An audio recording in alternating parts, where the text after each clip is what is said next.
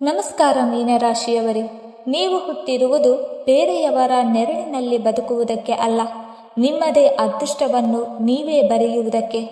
ಮೀನ ಅಂದರೆ ಕರುಣೆ, ಭಕ್ತಿ ಮತ್ತು ಅಂತಃಪ್ರಜ್ಞೆಯ ಸಂಕೇತ. ನಿಮ್ಮ ಹೃದಯ ತುಂಬ ಮೃದುವಾಗಿರಬಹುದು, ಆದರೆ ನಿಮ್ಮ ಆತ್ಮದೊಳಗೆ ಅಡಗಿರುವ ಶಕ್ತಿ ಸಮುದ್ರದಷ್ಟು ಆಳವಾಗಿದೆ.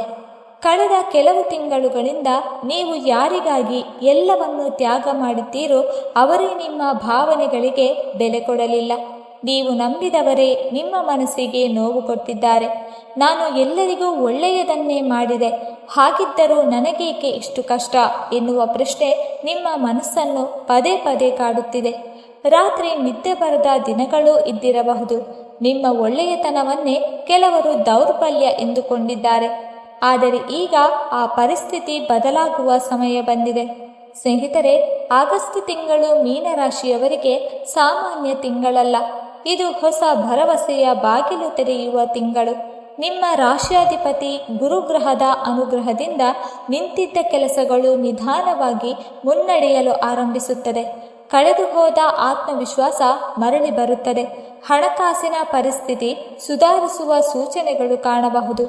ಉದ್ಯೋಗ, ವ್ಯಾಪಾರ ಮತ್ತು ಕುಟುಂಬ ಜೀವನದಲ್ಲಿ ಹೊಸ ಬೆಳವಣಿಗೆಗಳ ಯೋಗವಿದೆ.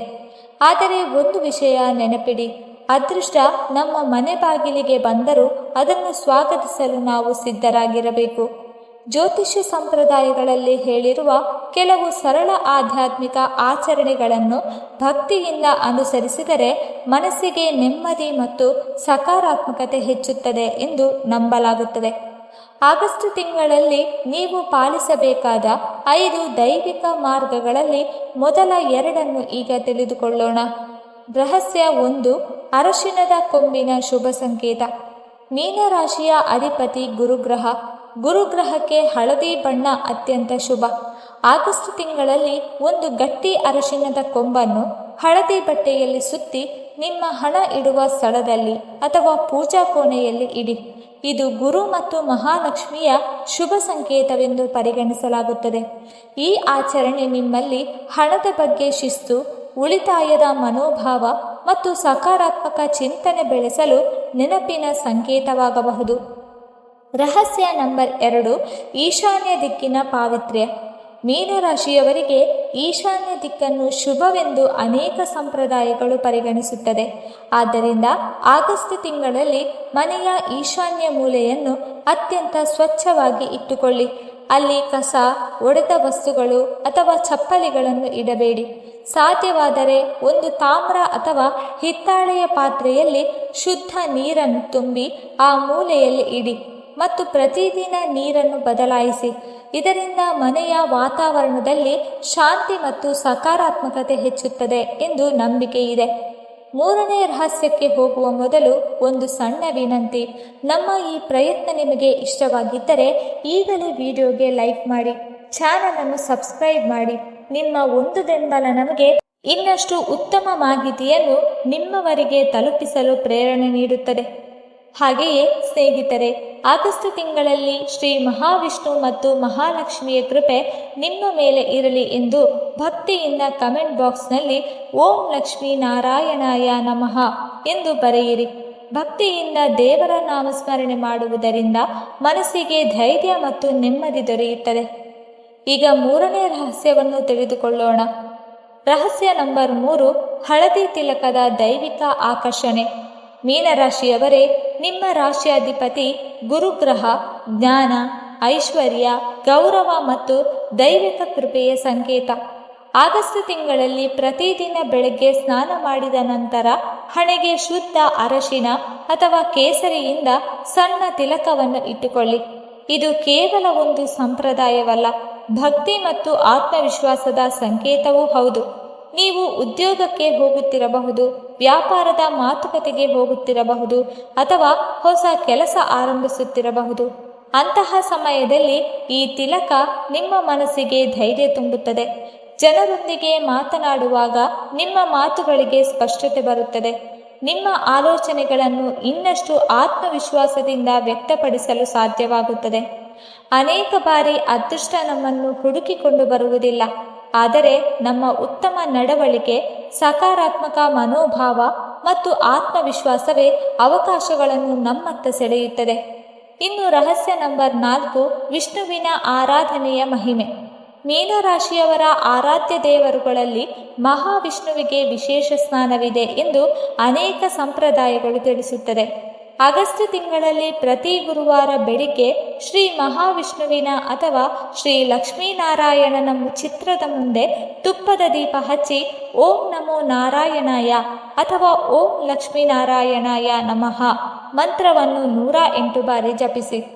ಅದರ ನಂತರ ಒಂದು ಬಾಳೆಹಣ್ಣನ್ನು ಅಥವಾ ಹಳದಿ ಬಣ್ಣದ ಹೂವನ್ನು ಅರ್ಪಿಸಿ ನಿಮ್ಮ ಮನಸ್ಸಿನಲ್ಲಿರುವ ಎಲ್ಲ ಆಸೆಗಳನ್ನು ಭಕ್ತಿಯಿಂದ ದೇವರ ಮುಂದೆ ಹೇಳಿಕೊಳ್ಳಿ.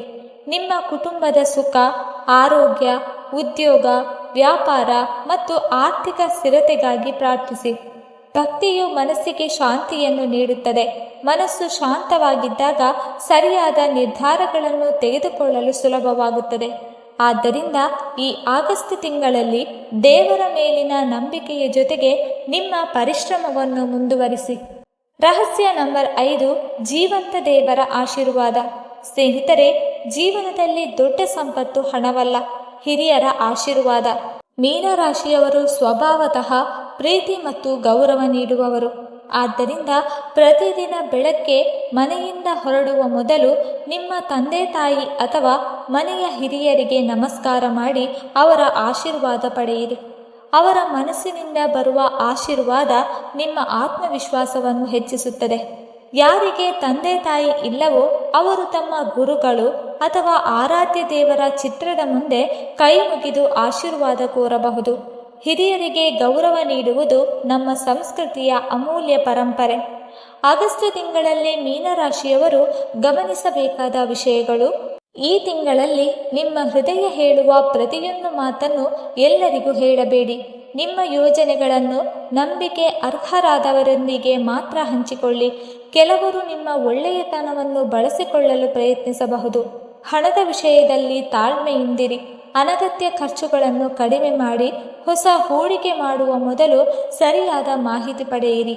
ಸಾಲ ನೀಡುವಾಗ ಅಥವಾ ಯಾರಿಗಾದರೂ ಜಾಮೀನು ನಿಲ್ಲುವಾಗ 2 ಬಾರಿ ಯೋಚಿಸಿ. ಉದ್ಯೋಗದಲ್ಲಿರುವವರಿಗೆ ಹೊಸ ಜವಾಬ್ದಾರಿಗಳು ಬರಬಹುದು. ನಿಮ್ಮ ಪರಿಶ್ರಮವನ್ನು ಮೇಲಾಧಿಕಾರಿಗಳು ಗಮನಿಸುವ ಸಾಧ್ಯತೆಯಿದೆ. ವ್ಯಾಪಾರ ಮಾಡುವವರಿಗೆ ಹೊಸ ಗ್ರಾಹಕರು ಅಥವಾ ಹೊಸ ಅವಕಾಶಗಳು ದೊರೆಯಬಹುದು. ಆದರೆ ಆತುರದ ನಿರ್ಧಾರಗಳನ್ನು ತಪ್ಪಿಸಿ. ವಿದ್ಯಾರ್ಥಿಗಳಿಗೆ ಏಕಾಗ್ರತೆ ಹೆಚ್ಚಾಗುವ ಸಮಯ ಇದು. ಸ್ಪರ್ಧಾತ್ಮಕ ಪರೀಕ್ಷೆಗೆ ತಯಾರಿ ನಡೆಸುತ್ತಿರುವವರು ಸಮಯವನ್ನು ವ್ಯರ್ಥ ಮಾಡದೆ ನಿರಂತರ ಅಭ್ಯಾಸ ಮುಂದುವರಿಸಿ. ಪರಿಶ್ರಮಕ್ಕೆ ಉತ್ತಮ ಫಲ ಸಿಗುವ ಸಾಧ್ಯತೆ ಇದೆ.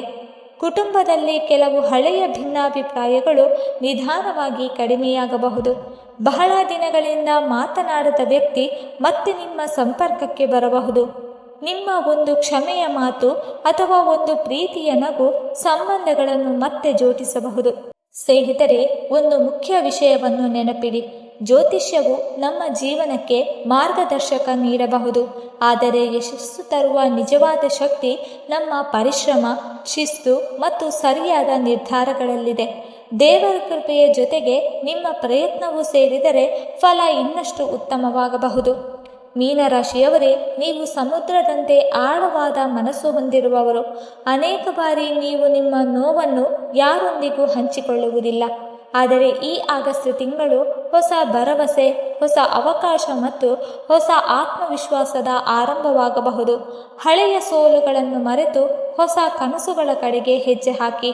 ನಿಮ್ಮ ಒಳ್ಳೆಯತನವನ್ನು ಎಂದಿಗೂ ಕಳೆದುಕೊಳ್ಳಬೇಡಿ, ಆದರೆ ನಿಮ್ಮ ಮೌಲ್ಯವನ್ನು ಅರಿಯದವರಿಗಾಗಿ ನಿಮ್ಮ ಸಮಯ ಮತ್ತು ಶಕ್ತಿಯನ್ನು ವ್ಯರ್ಥ ಮಾಡಬೇಡಿ. ವೀಕ್ಷಕರೇ, ಈ ಮಾಹಿತಿ ನಿಮಗೆ ಇಷ್ಟವಾಗಿದ್ದರೆ ದಯವಿಟ್ಟು ಲೈಕ್ ಮಾಡಿ, ಶೇರ್ ಮಾಡಿ ಮತ್ತು ಓಂ ಲಕ್ಷ್ಮೀನಾರಾಯಣಾಯ ನಮಃ ಎಂದು ಕಮೆಂಟ್ ಮಾಡಿ. ಹಾಗೆ ಮುಂದಿನ ವಿಡಿಯೋಸ್ಗಳಿಗಾಗಿ ನಮ್ಮ ಚಾನಲನ್ನು ಸಬ್ಸ್ಕ್ರೈಬ್ ಮಾಡಿಕೊಳ್ಳಿ. ಧನ್ಯವಾದಗಳು.